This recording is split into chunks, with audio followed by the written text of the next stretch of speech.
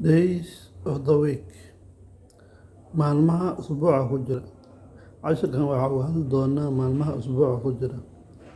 How do you see if we talk about to do days of the week?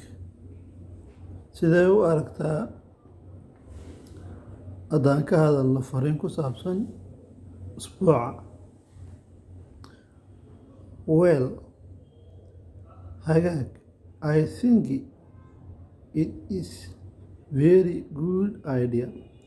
Arrinkaas waa fikrad fiican. How many days are there in the week? Meeqa maalmood ayaa ku jirta usbuuca? There are 7 days in a week. Waxaa ku jira 7 maalmood usbuucii. Can you tell me their names? Magacyadooda ma ii sheegi kartaa? Yes, I can tell you. Waan kuu sheegi karaa. They are Saturday,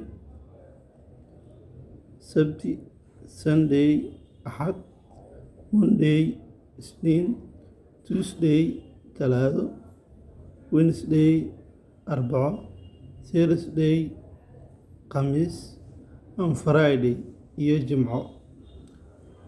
What day is today? Maanta waa maalintee? It is Monday. Waa Isniin. What day was yesterday? Shalay maalintee ahayd? It was Sunday. Shalay waxay ahayd Talaado. What day was the day before yesterday? Daraad maxay ahayd?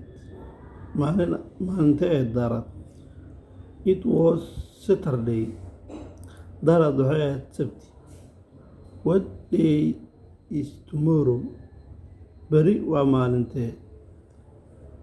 It is Tuesday. Bari waa Talaado. What day is the day after tomorrow? Biri dambe waa maalintee? It is Wednesday. Waa Khamiis. Marka casharkeena soo la socdo.